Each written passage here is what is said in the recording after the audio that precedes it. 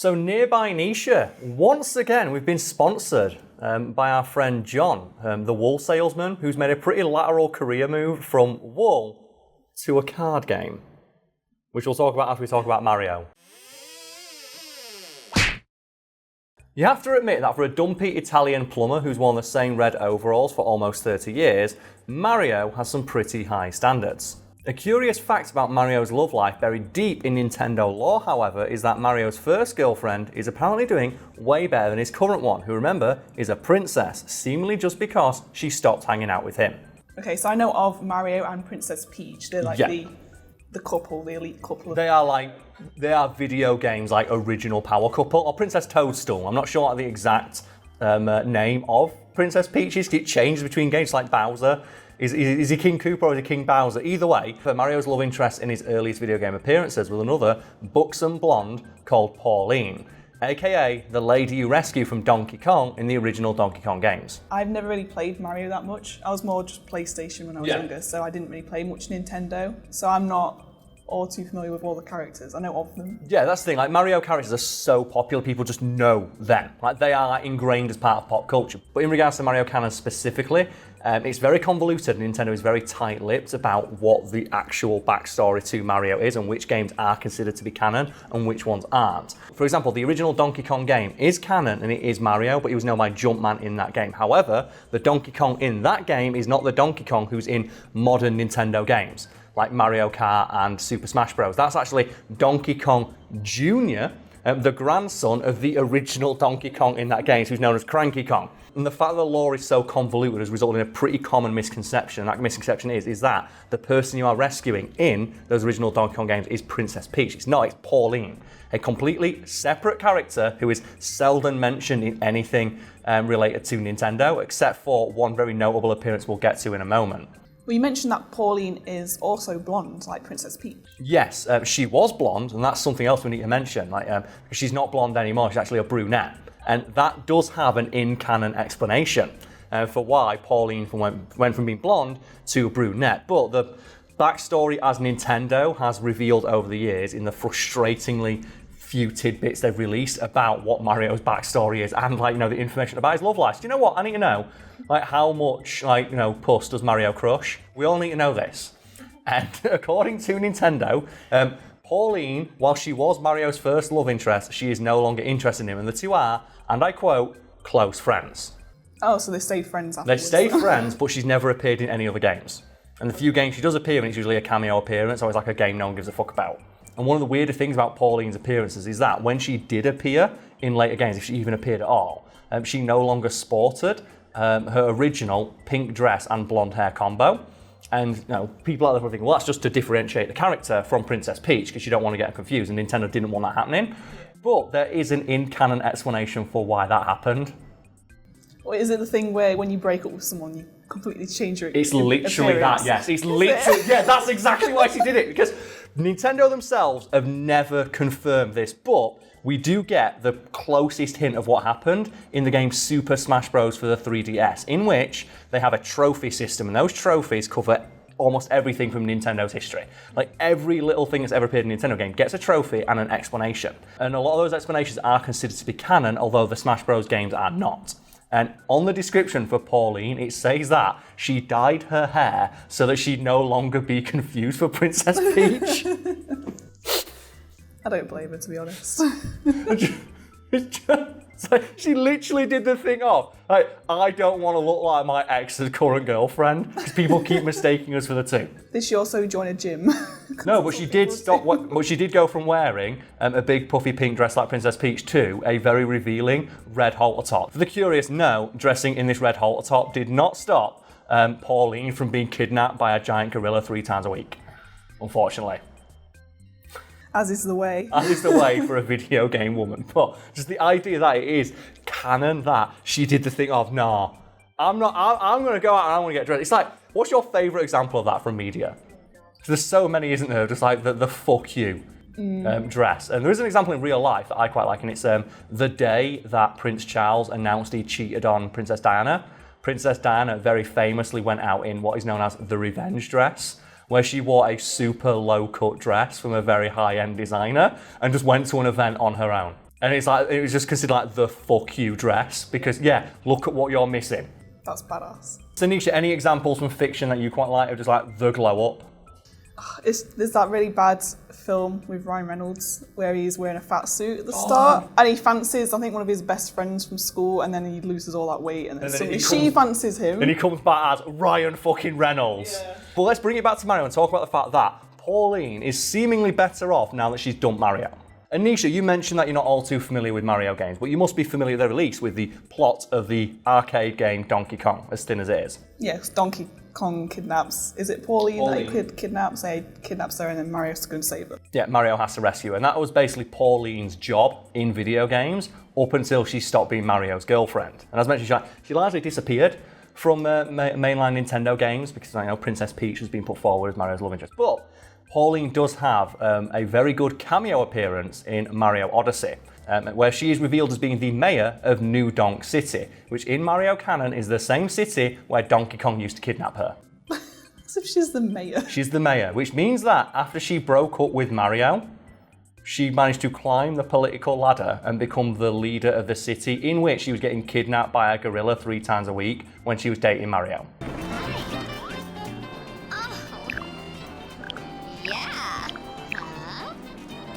Yeah, she's done well for herself. So much better. And one example of that happening is pretty odd, but 2 examples, that's a pattern starting to form there. And think about Princess Peach for a moment. She is the beloved, benevolent ruler of the entire Mushroom Kingdom right up until she meets Mario. So what happens when Princess Peach meets Mario?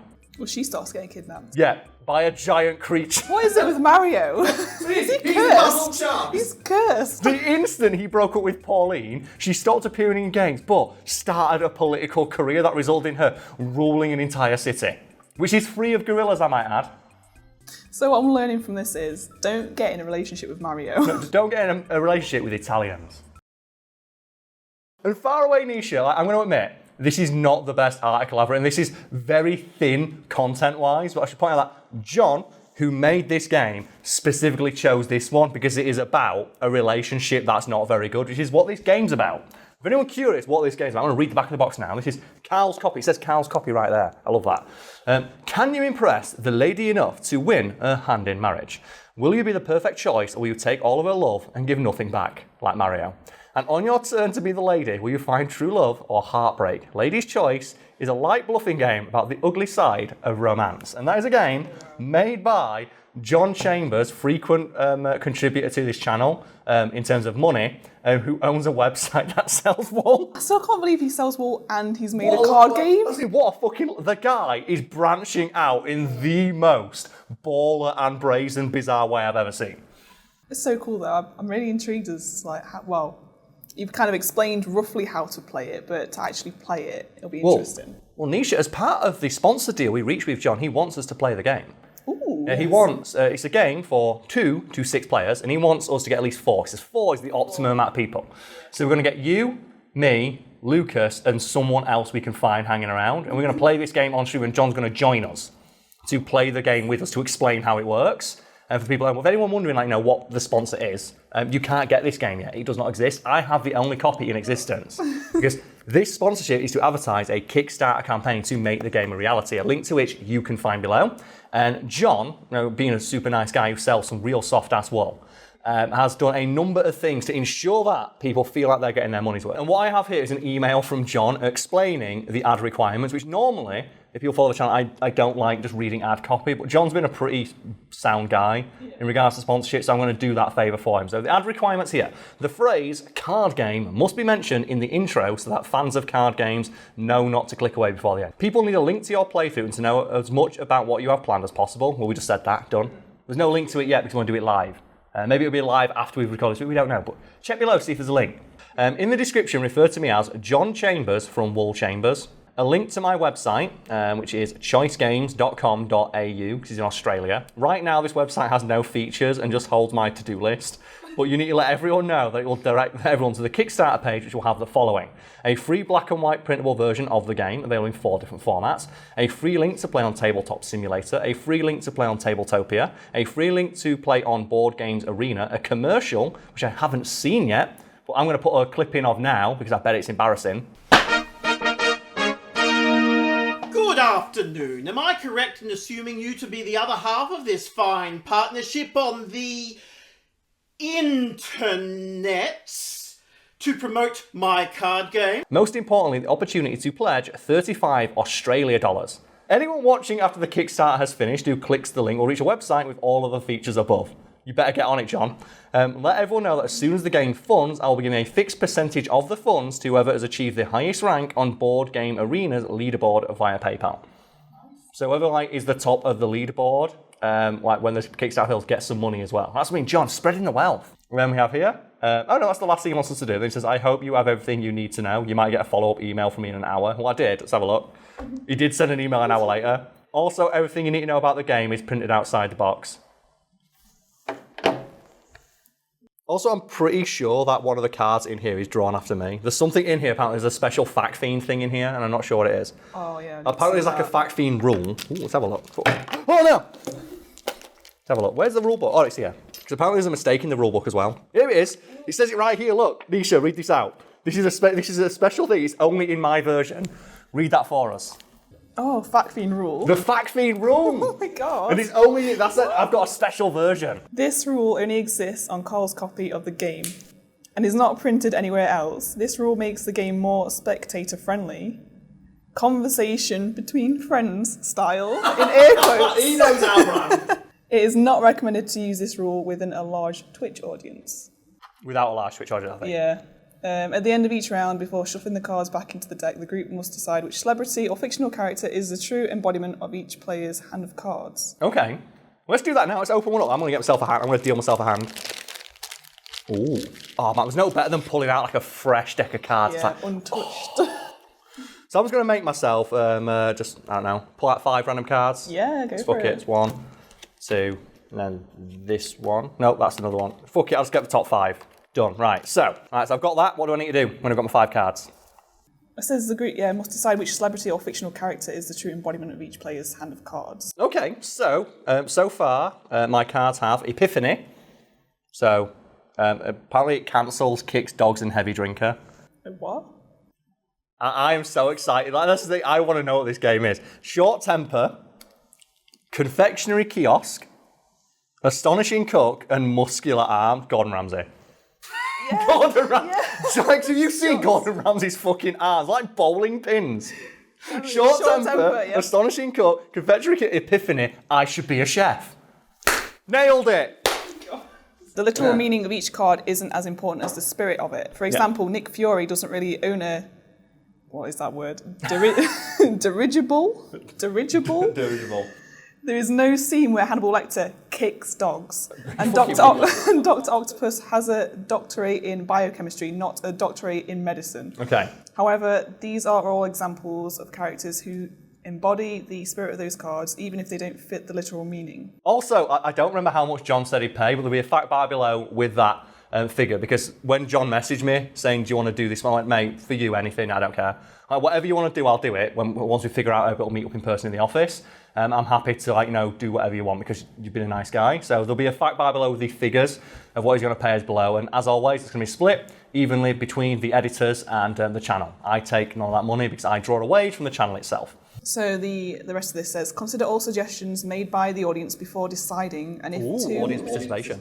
characters/celebrities seem to fit equally well, choose the better known one. This is going to have to be a drinking stream. We're going to have to get mad fucking hammered to do this. Once all hands have a true embodiment decided, discuss whether or not the lady has made the correct choice, and if not, which true embodiment she should have married instead. The fact theme rule has no impact on gameplay and will not be used to determine the overall I think it should. Do you know what? I think the fact theme rule should override all the rules and I just play the game. Thanks, John. Good luck with your Kickstarter. We hope this works out well.